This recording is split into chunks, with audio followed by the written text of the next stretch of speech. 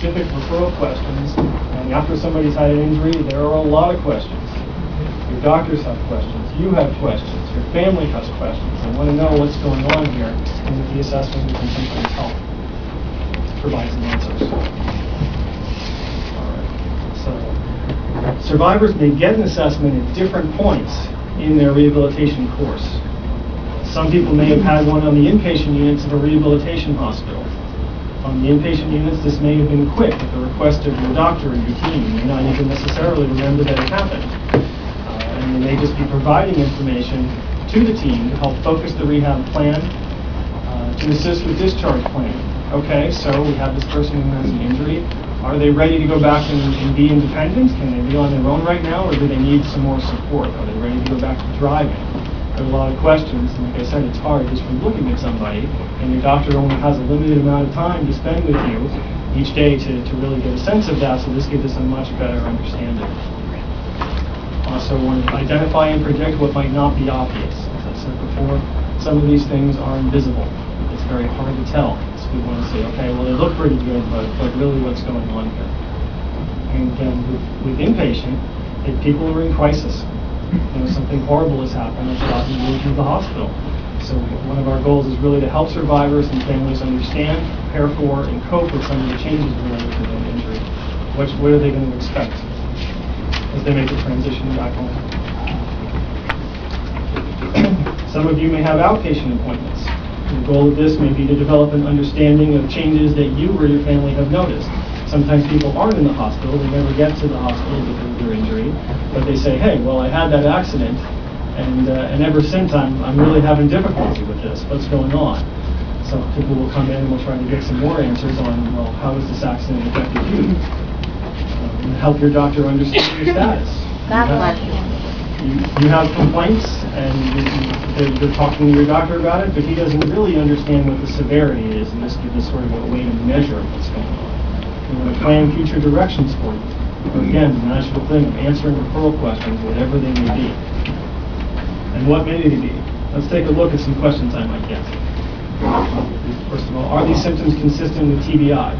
Sometimes people have a more mild injury, a car accident, and there may be lots of things going on. Maybe psychological stress, or it may be the injury itself. So there's a lot to sort of tease apart, and they want to know, well, okay, is this presentation consistent with TBI? What other factors are affecting the situation? In situations with the hospital, again, can this person live independently? Are you going to be safe in the community? How much supervision do you need? Are you ready to return to driving? Are you ready to do your own finances? Do you require a guardian or a healthcare proxy to help you make decisions at this point? What are strengths and weaknesses? Number one question, strengths and weaknesses. People just want to know what's going on. That's what's there. Are you ready to go back to work or school? All right. So, we have all these questions, but how can we do this? How do we answer these questions? How is this going to help? And the answer is research. Studies have shown how people's performance on these tests relate to everyday functional skills, such as managing money, driving, readiness to return to work. So we have a scientific basis on the assessment, on various tests, and with that, we can usually make some reasonable predictions about future behavior and some difficulties that you may encounter. So let's review some of the more common questions that I get in the assessment. God bless you. For many individuals, one of the biggest questions involves return to work. It's natural after an injury to be anxious about returning to work. Many people will have the question, will my injury affect my ability to return to the job? In addition, the I didn't know about your ability to return to work. Because after an injury, many people don't really realize the extent of the injury themselves. And the changes are invisible to them. Other people might see it, but they don't see it themselves. So, and regardless of your job, there may be risk to returning too early. If your job is dangerous, you could conceivably be at risk of hurting yourself or other people. So you want to make sure that that's not going to happen.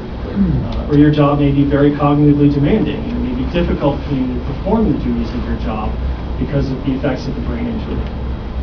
So prior to return to work, the assessment may be helpful to identify potential barriers that may limit you.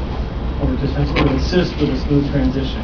Or in many cases, people have really recovered, and by the time they get to me, I'm saying, hey, okay, let's go, let's give it a try. It looks like things are okay, and maybe it's ready. It's time to go back, and then we can give that information to your doctors. Some people have returned to work, and they start experiencing difficulty with tasks that used to be routine. You used to be able to do this, but now you can't. It's harder. And so what we can do is then get a better understanding of your status so that we can make recommendations or accommodations for specific disabilities if they exist. For example, it might be appropriate to have a shorter workday if attention and fatigue are an issue. Or maybe the use of dictation software if you have some physical change. You can't use your hands as well. Speaking might be better than typing. Some people have adaptive computer screens that help if they have visual impairments. You can also generate strategies for coping with attention and memory issues. Maybe working with a speech therapist for a little while. Develop some new skills to help you as you go back to work. In more severe cases, there may just be really a need to document the level of disability. So we get people who are disabled, you can't go back to your previous job. It's just the injury is too severe. The question may really be, well, what's next for this individual?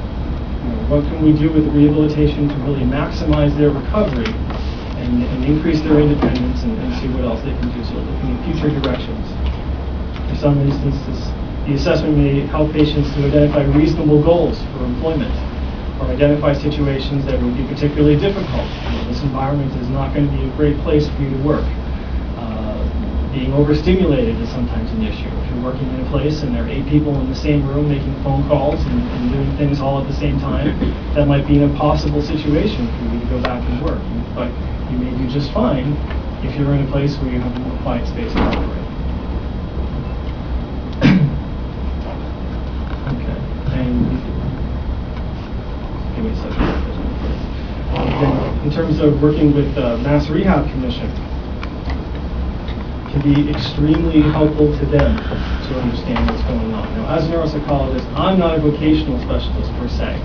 I can provide some basic guidelines. This is going to be difficult, or this might be easier for you. But when you give the report to a vocational specialist or someone in Mass Rehab, they might really be able to run with that. It's going to help them understand what's going on with you and what you can and can't do, and help them to find appropriate directions for where to go from there. In the event that a student has obtained an injury, the injury may significantly alter their ability to learn, and they may not be ready to go back to a traditional educational setting. The assessment can help to find strengths and weaknesses to assist the needs of the student. How can they best learn? What's the best way for them to take in information? We can make recommendations for specific academic placements. If this person has had a really severe injury and needs more care, or to be working with somebody who really has an understanding of brain injury, we might need to look at residential programs like the Ivy School in Brookline or Project Mountain, which is specialized programs for brain injured individuals. Some people can go back to school, but they really need to be in a smaller class. They can't be in the large classroom anymore, so they need to be in a smaller environment where there's less stimulation.